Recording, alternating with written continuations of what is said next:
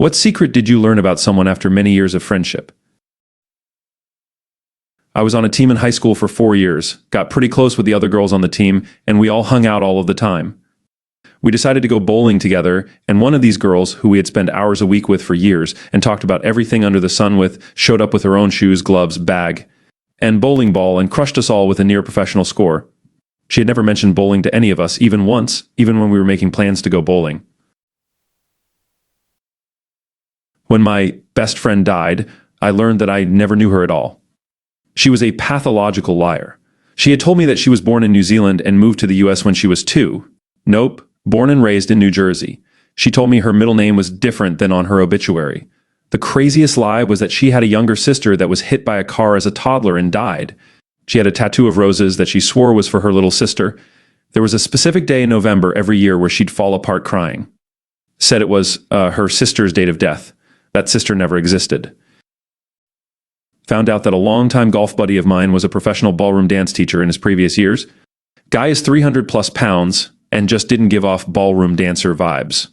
My wife of 10 years used to work for Arthur Murray Dance Schools and didn't believe he knew how to dance, so she invited him and his wife over for dinner. Boy, was she wrong. Golf buddy twirled her, dipped her, the whole 9 yards as both myself and his wife stood there with our jaws on the floor. After going through 7 different dances with my wife, he twirled her one last time towards me and said, "Told you so." We had a great dinner, and I learned something new about the 300 LB Samoan that I golf with every weekend. I worked summers as a ticket booth operator at a minor league baseball stadium for around 3 years. The owner was this really nice old guy, mid to late 80s, who always showed up in a wheelchair being walked by his daughter. He always rewarded his employees with bonuses for good work. He even gave me $300 once for helping cash out one of his close childhood friends. One of the final games I worked there, he called me into his owner's box and gave me beer and free food, as well as $1,500, just to thank me for all the hard work I did for him over the years. He told me the reason he liked me so much was because I didn't pretend to like him because of who he was. Confused, I asked him to clarify, and he asked me if I seriously didn't know. I was still confused, and then he told me the truth. He was actually a Hall of Fame pitcher who played with the Cleveland Indians and Philadelphia A's from the 1940s to early 1960s, and even served in World War II, and showed me a replica of his Hall of Fame plaque. We laughed about it, and he further insinuated why he liked me so much. He passed away around a year after this, and I attended his funeral. All around an amazing dude, and I feel like such an idiot for not knowing who he was. A good friend of mine that I'd known over 20 years died in 2021 from COVID. I noticed a bunch of children at the funeral that I didn't know. I asked who they were, and I was told that they were his children. He told me he had no kids, but actually had 10 kids. My grandfather was always jumpy around thunderstorms. We assumed it was because he was shot down during the war and it sounded like anti-aircraft fire. Nope. Turns out, when he was a teenager, he got struck by lightning. The craziest part was, this happened the day before he started dating my grandmother, and she'd never heard that story. I found out that one of my best friends used to be a competitive figure skater. We'd been friends for years, and she never mentioned it. One day, we were talking about childhood hobbies, and she casually mentioned she used to compete at a national level. I was shocked. She even showed me some old photos and videos. It was so cool to see a completely different side of her. I learned my husband was attracted to children after knowing him 8 years, shortly after our 6th wedding anniversary. I found a video one day, and our marriage dissolved in an instant. I contacted police and cooperated fully with the police. He's in prison now. Old neighbor was a decent guy. Good with the kids, a Papa John to my kids. We moved after about 5 years of knowing him. I knew he had been in prison, not a big deal, we all have a past. Turns out he was there for raping an 11-year-old who he got pregnant. He has since vanished and nobody knows where he is. That the man she claimed was harassing her actually took a restraining order out against her because she'd been the one stalking him the entire time. This was going on for years. He had video proof. It was unsettling to think of how easily she lied for years and years to so many of us. Not so much a secret, but news to me. My roommate and I were in the USMC together, and if you aren't married, then you must maintain a barracks room. Most people take that as meaning you have to live in the barracks. But if you show up to field day and keep your room clean, you can't technically get in trouble if you decide you don't want to stay there all the time. My buddy was married at the time, so he had his own house off base, and after getting tired of the barracks life, I started staying at his house more and more, helping out and whatnot. We were definitely friends, always had each other's backs, and had similar humor, really growing close, getting into each other's hobbies. Well, one day, almost out of the blue, his wife leaves him to find herself, which is pretty fucked as they had a child together. So, Buddy is now single and back in the barracks, almost ready to EAs, basically get out of the USMC. So he lets his now ex-wife have custody for a few months back in their home state so he can get his shit together to presumably work out a custody deal. Nothing too notable happens. We have a sending off party for him and he heads back home. I spent another like 6 months to maybe a year still in. I'm pretty shitty when it comes to keeping in touch with people. So I figure he probably feels a little betrayed I didn't reach out a whole lot during that time. I get out and move in with my parents. I saved quite a bit of money not having a car, mostly living in the barracks and eating at the chow hall, so I take a year off. Spent time with my family, didn't have any friends really, when my buddy starts reaching out. Every few months or so he'd say stuff like, "There's a really good job here. You wouldn't have to rent a place, you could stay with me." I could stay there rent-free if I looked after his kid. At this point, he had him every other week, another job opportunity. You should just visit so we can hang out or whatever. I finally think to myself, why not? It seems to me he's either lonely or trying to look out for me. So fly out, see his house, and boom, pandemic shuts down airports and shit, and I don't have a car. So basically become a live-in nanny. But it's not so bad we're having fun and have each other's backs again. One day we get completely shit-wrecked drunk. Happens sometimes. But he tells me something that just shocked me. I am the main benefactor of his will. Here I am thinking, we're just good friends, and dude's like, no. You have the responsibility of making sure that whatever I have is used to help my son live a good life. Damn, that hit me right in the feels. Edit, I had been the beneficiary of his will for a few years by the time he told me. It wasn't really a secret, so I don't know if it qualifies. But I have a work friend we've known each other for years. Grab beers together, hang outside of work from time to time. Turns out we've been in each other's orbits since birth. He mentioned his mom knowing someone I knew via my mom. We started going through contacts. We'd attended the same schools, just different classes that never blended. His brother dated my cousin's best friend.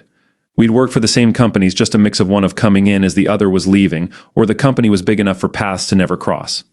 We'd lived in the same neighborhoods multiple times. We had the same favorite restaurant in one place. We just had different regular days to go. Had a guy I worked with for a couple of years that became the lead singer of my best friend's band. They practiced in my garage, meaning he was in my home on the regular. I've gotten drunk with this dude more times than I can count, collaborated on work projects even when I moved on, and generally considered him a colleague, mentor, and friend.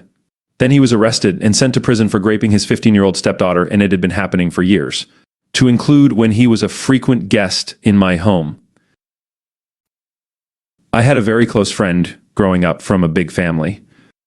He was the oldest brother out of 6 kids. I never saw anything wrong, but definitely remember some weird vibes during sleepovers. We lost contact after high school, but during the pandemic reconnected. His family was having a barbecue one day, and I'm sitting with him in his car hanging out, smoking and listening to music.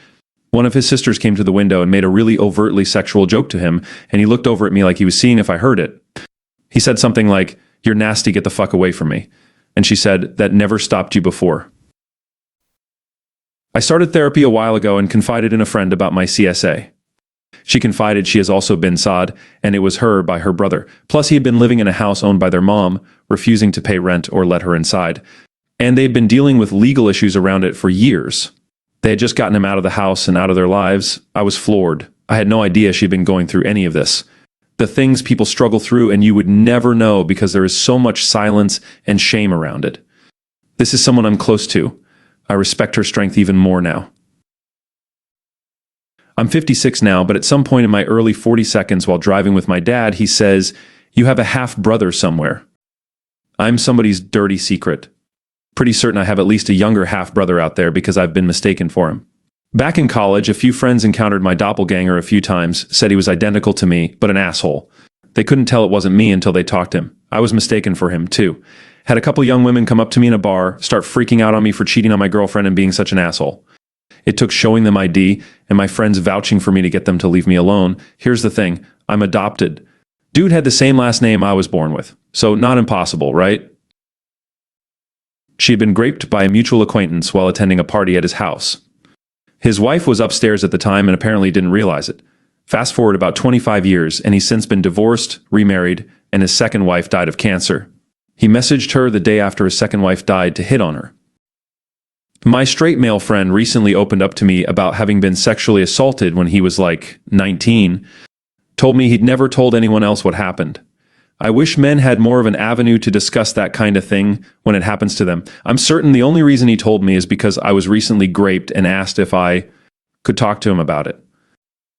We don't discuss things like that because we're told to man up or told we should have started fighting.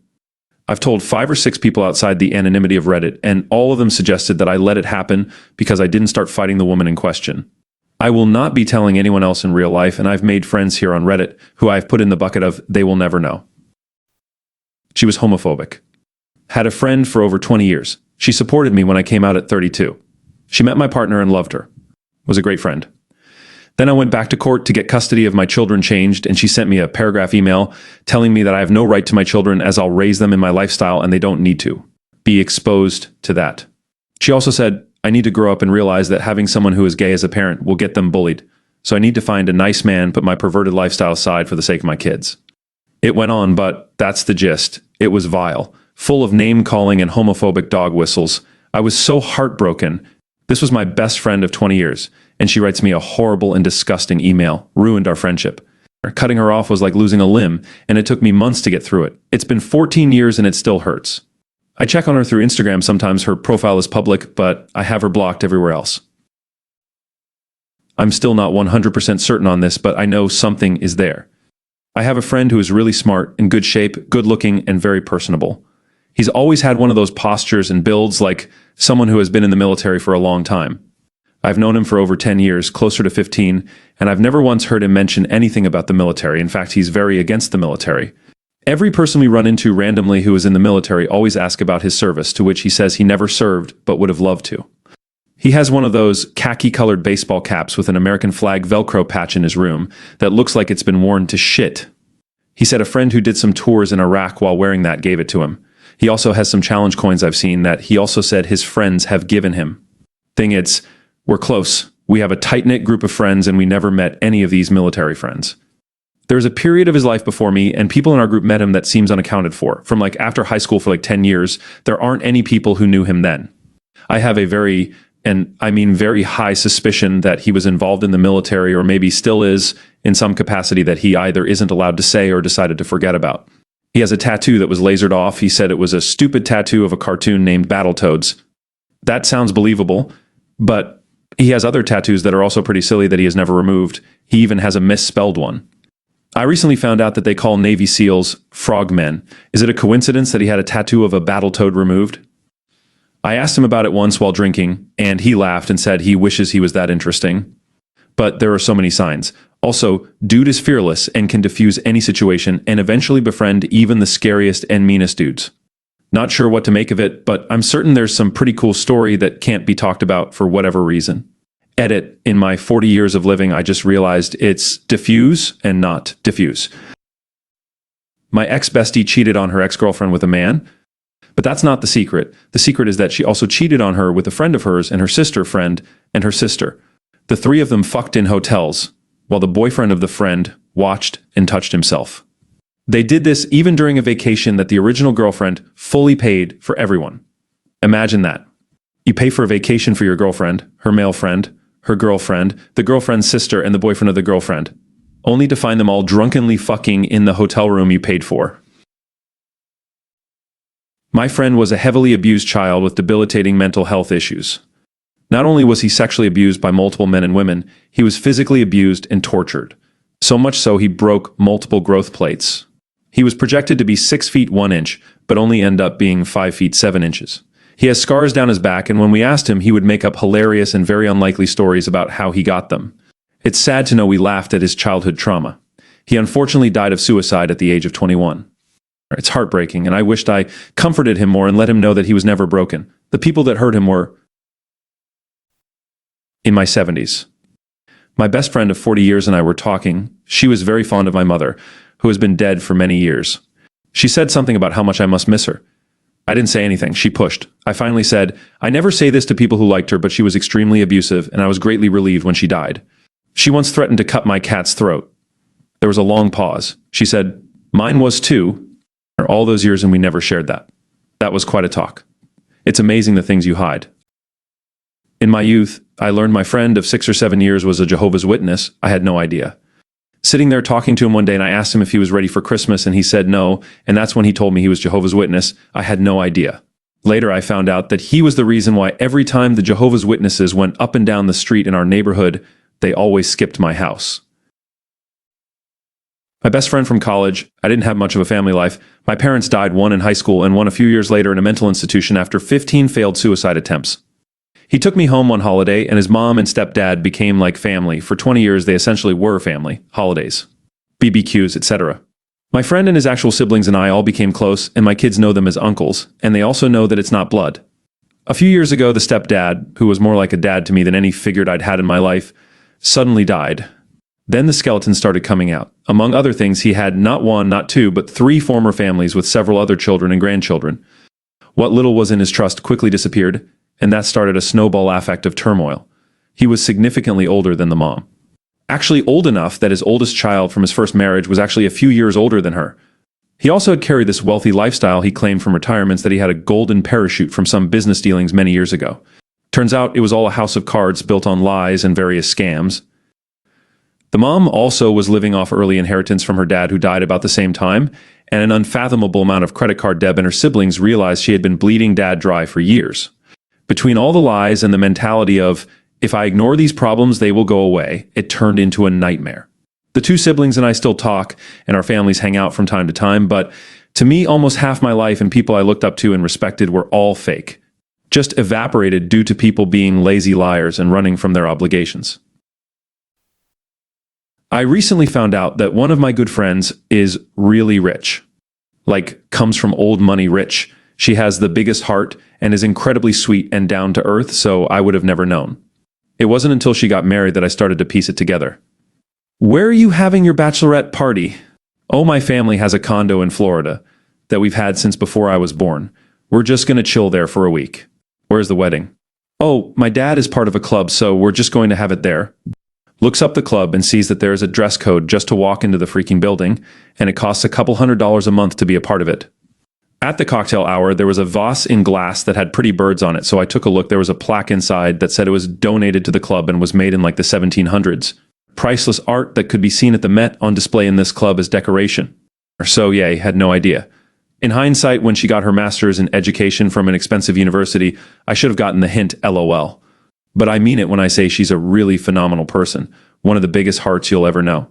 Just a gem of a human being. I found out at her funeral, when I was in my late 40s, that my grandmother worked on the Manhattan Project as one of General Leslie Grove's secretaries, what we would call an administrative assistant today at Los Alamos, and before that, as a human calculator.